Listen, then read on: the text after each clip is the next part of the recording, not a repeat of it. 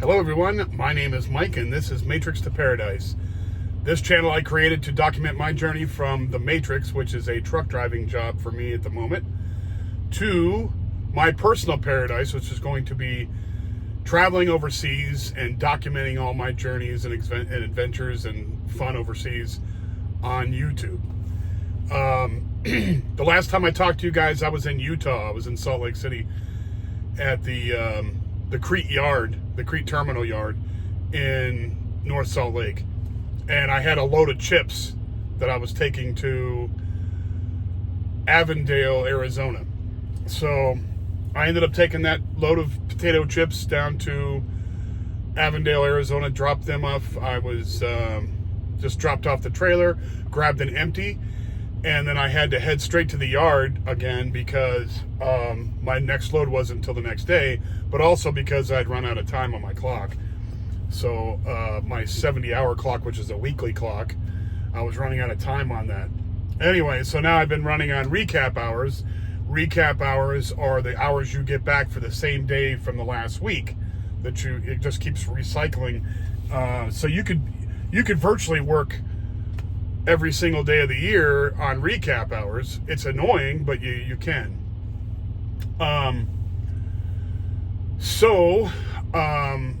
I got another load from Kohler in Casa Grande, Arizona.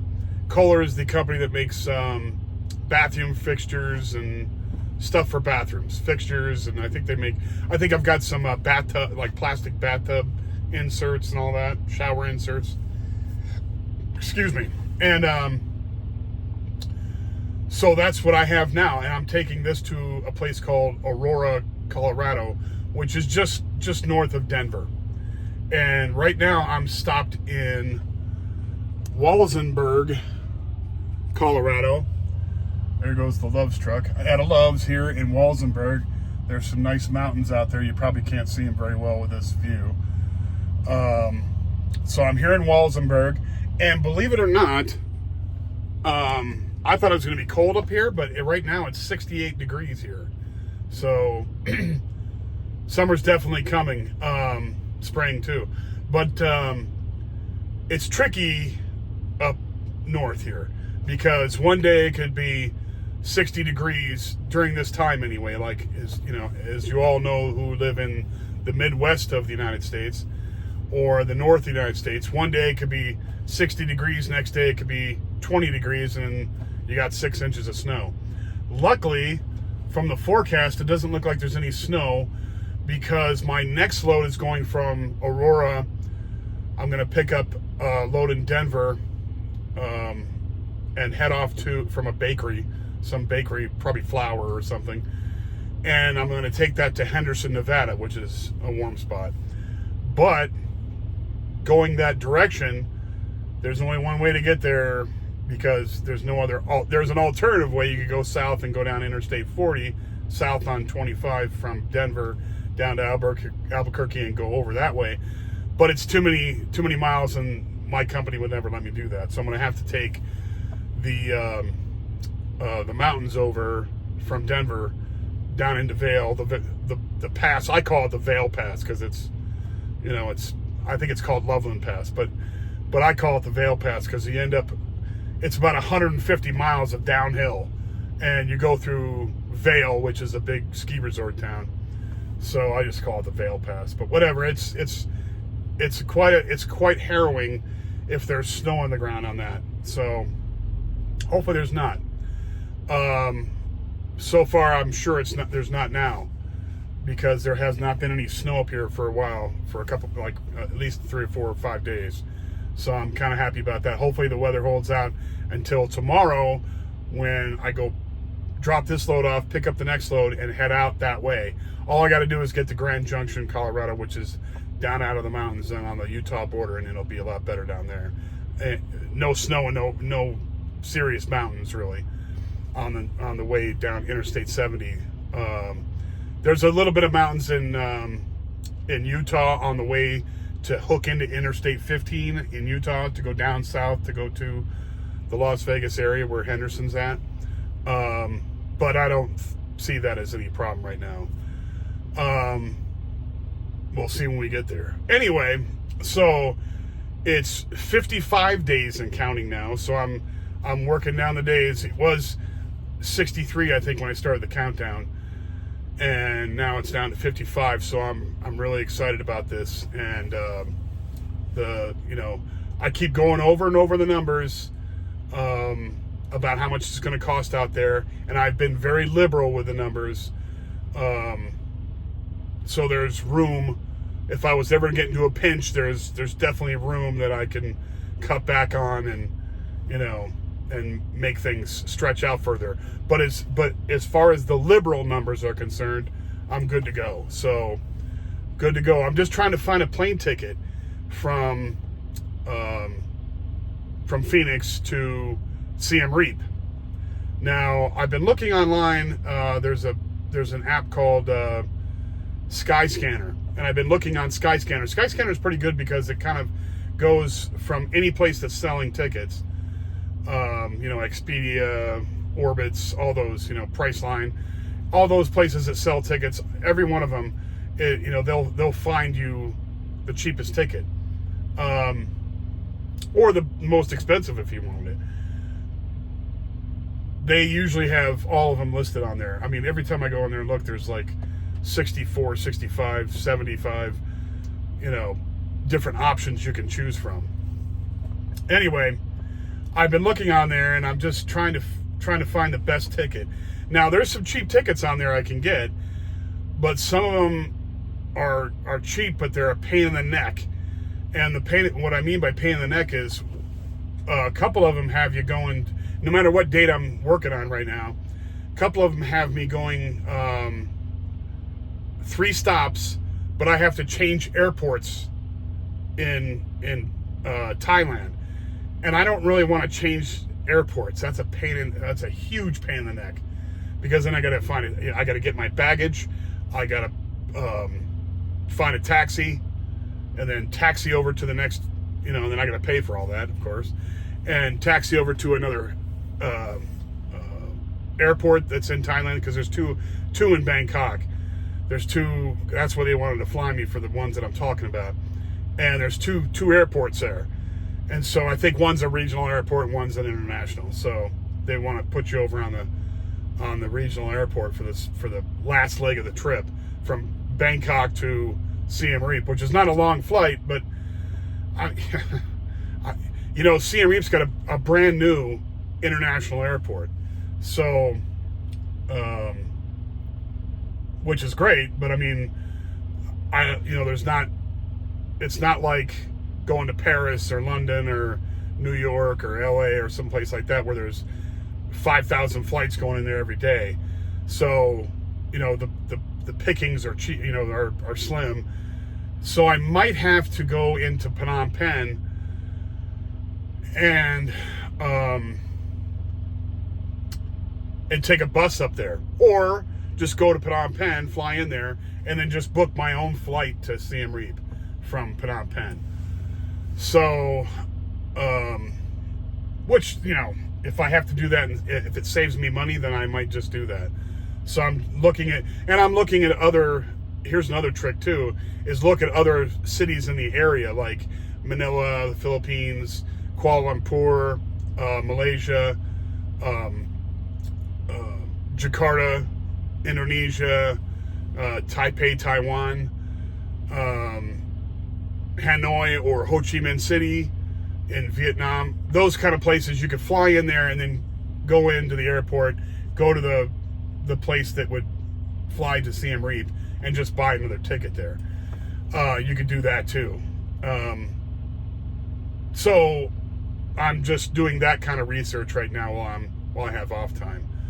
At night and stuff. I'm just looking at different options. But I mean, if worst comes to worst, it might cost me an extra couple $100 to get a regular flight into Siem Reap, where I don't have to do any kind of craziness. But we'll see what happens. I mean, the lowest tickets I've found so far are in the $600 range for a one-way ticket. But they're the ones that you have to change airports, and it's like 3 stops. Like the one was, you fly from Phoenix to Vancouver, you wait over 17 hours in Vancouver, or Calgary, either one of those two. And then you fly to like Incheon, South Korea. Then you fly to like Hanoi or Ho Chi Minh, and then you fly to Siem Reap, and you get there like 3 days later. You know, I mean, you're going to get there later anyway because the international date line messes things up. But yeah, I mean, that's a long flight. If you stop in 3 different places and you have like, you know, 17-hour layover here, a 10-hour layover there, a 5-hour layover there, I mean, that adds up to another day of layovers. So I'm not sure I want to do that, but I don't really want to pay, you know, $1,200 for a plane ticket either. But we'll see what happens. I'm still working on that. There's still some time left to worry about it. Like I said, I've got a travel agency looking around for me too, because they usually have different, a lot more resources than these apps on your phone. So I mean, I had to pay an extra $100 for them for their fee, but they might be able to get me a really good deal, like something around that range, but I only have 2 stops rather than 3, you know, and I don't have to change airports and, you know, that kind of craziness. So we'll see what happens. I'm working on that right now. Anyhow, other than that, everything's going great. I am just planning thinking about packing my stuff, cleaning out this truck, cleaning out my personal vehicle, because next time I go back, it's going to be May 1st. I'm going to go back for 6 days, and I'm going to get all my stuff taken care of then. You know, get my clothes washed, except for the stuff that I'm going to take on the last runs that I'm doing on the road. So I'll take a couple, you know, my change of clothes for the last 3 weeks I'm going to be on the road, and then have all my other clothes washed and ready to go. I'm going to go shopping, get my couple pairs of shoes that I wanted to get from Walmart, cheap shoes, just sneakers that I can wear over in Cambodia that are my size. What else do I gotta do? I gotta find a way to sell my truck. Now, my Aunt Dawn, she's a sweetheart. She said I can park the truck at my Aunt Pat's house where my Aunt Dawn's living. I could park it there, and she could have her people that she knows find out if they can sell it, because she knows a lot of people that might want to buy it. Then she would, and since she's on my account, my bank account, she could deposit the money into my bank account, which would be really cool. But so that's the one thing I got to figure out. I'm got one place that I'm going to go, because I have a mechanic, a little mechanic shop that's a family-owned, a Mexican family owns it. They do the most phenomenal work, and I love those guys to death. Whenever I've had to take the old truck that I have, the old SUV I have, a 2005 Ford Explorer, which still only has 164,000 miles on it, because I've only driven it to work and back. And then the last 3.5 or 4 years almost, since I've been in trucking, I only drive it maybe 20 miles a month. So, you know, it hasn't been used that much. It doesn't have that many miles. And even when I was living in Nevada, in Las Vegas, and working for the post office, I never put that many miles on it. I took a couple trips across the country to go visit my mother in Michigan and some other places, but other than that, you know, it hadn't been, there's not a lot of miles that has been put on that. Excuse me. It's only got 164,000, and it's 20 years old. So anyway, so I got to get that sold. I'm going to go to my bank and talk to them about going over to Cambodia and using ATM machines over there. Also, I'm going to get a bank account in Cambodia, because I think they allow you to get a bank account there, from what I've heard, from all the Cambodian people that are doing vlogging on YouTube. So So I'll get a bank account there. I already know what bank it's going to be because I've seen it before and I've been there. And I'm going to get a bank account there so I can do wire transfers. So I won't have to. So I'll have two different ways of getting my money. And I also think I'm going to open up another bank account, like a Charles Schwab account, and put some cash in there. I'm thinking I might not do that, but we'll see what happens because I really don't want to be limited to one bank. I'd like to have a backup, so maybe I'll put,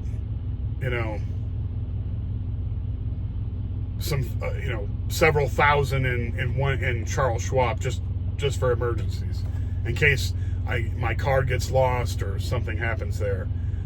So, but the great thing is if you get a bank account overseas, you could do wire transfers from your bank in like my bank in Arizona. I can get wire transfers to the bank in Siem Reap, Cambodia. I can get a wire transfer from there, and I could just use the bank in Cambodia, which would be a lot easier, rather than because if I use my bank card in the ATMs over there, and something happens to my card, it gets broken, it gets messed up or whatever, and I have to get a new card, I'm kind of screwed. So, because I have to get it sent from Arizona, and it would just be a big hassle. And it's not really easy to have phone service because you can't just Skype them or WhatsApp call them. You know what I mean? So, so I have to be careful with that. I will talk to them about that, and I'll give you guys an update on that when I find out. But yeah, banking's very, very important because if you don't have money, you're really screwed. So I'm gonna get that taken care of. Sell my SUV. There's a few other things I gotta get. Just get set up, and then really, honestly, it's all about just packing my bags. Also, I'm going to get my visa online. Cambodia allows you to get your e-visa online. And just pay it online before I even go and get it. So it quickly gets me through the airport, which would be great. I would love that. Otherwise, I can go there as an American, and probably most Western nations can go there, and you could, if you don't get it online, you can just get it in the airport. But then you got to fill out paperwork, and then you got to pay them right there. And it might be just because the last time I went there, that's what I did. I just went to the airport, and when I got in the airport, went through customs and just got an e-visa right there. Just got it stamped. Well, it was a tourist visa, not an extended visa. So the tourist visa, I just got a tourist visa when I was there, and then I got it extended for the 4.5 months that I was there. I am going to get the e-visa online this time. I believe it's going to work out that way good, because they'll send it to me online. I'll have it on my phone, and then when I go to customs, I'll just show them on my phone. They'll take down the number and quickly get me through. So I won't have to wait in the in the huge lines and stuff. So so that's looking good. I got to do that, and that's another thing you got to calculate into your monies when you go overseas. Excuse me. Visas. If you're going to stay someplace long term, you need to find out the exact visa laws and do what you have to do to be compliant. You don't want to be getting caught somewhere and then they have to deport you or fine you for being overstaying your visa. You don't want that. So I'll be right on top of things as far as that's concerned. Get my visas taken care of. What else? Other than that, I think that's just about it. I mean, I'm going to think of other things that I've got. I'm going to make down a checklist on this when I get back to Phoenix. Before I get back to Phoenix, anyway, I'm going to write down all the checklist of stuff that I got to get done on this next break, and then on the time when I'm getting ready to leave in June. So everything's going great. I can't believe how good it's going, and I'm extremely happy how I'm at that point now where I'm pulling the trigger on this and just taking off. So it's making me very happy. I'm like a kid on Christmas Eve waiting for Christmas Day, Christmas morning. So that's the way it's going. Everything's going great. This is a culmination of nearly 4 years of working as a truck driver, and it's paying off now. And truck driving's not an easy job, but it's a fun job for me, so it's great. Some people might think it's a pain in the neck, but it's worked out great for me as far as saving money, because I just look at the raw numbers, and I'm not worried that I have, that I'm out for 3 weeks or 6 weeks or, whatever, 6 weeks or a month or whatever at a time. I'm not worried about that, because I'm saving the kind of money that I want to save, and I don't have the bills that I would have if I had an apartment in a stationary job somewhere in some city. Because it would take me a hell of a lot longer to save up the kind of money that I have to bridge the gap between now and my earliest retirement age for Social Security. So, and like I said before, Social Security is just a fallback. Hopefully by the time that rolls around, I will have some side hustles going online to make me some money, to make money for me, so that I don't have to rely so much on that, or maybe hopefully not relying on it at all. So we'll see what happens. I'm going to try and build my YouTube channel. I'll try and do my best for that, make it better. When I'm stationary, it's going to be a lot easier. I won't just be taking videos on my phone. I have cameras and all that kind of stuff. I can do that too. And also I'll have a laptop computer that I can edit and do all the things that other YouTubers do and how they make their videos. Now, I like the video format I've got now. I'm just, turn it on and go. But I would like to make a web page. I would like to do all that kind of thing. So we'll see what happens. Plus, I'm going to start writing about, my adventures and informationary aids to help other people that want to travel to Cambodia first, and then whatever other countries I go to.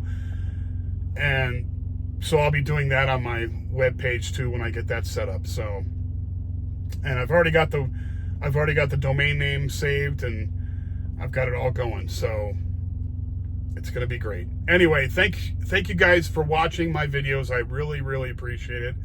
If you like the video, please hit the like button and subscribe. Those two things are paramount. They do so much positivity for any channel, but I really do appreciate them. And if you know anybody else who likes these subjects, escape the matrix, travel, inspiration to, get your life together and get on your purpose, all those kinds of things, pass it on to people that might be interested in that. That's a lot of the stuff that I talk about. And I will see you guys in a couple days probably, and we'll see where I'm going after Henderson, Nevada. And I will talk to you then. Have a good night and goodbye.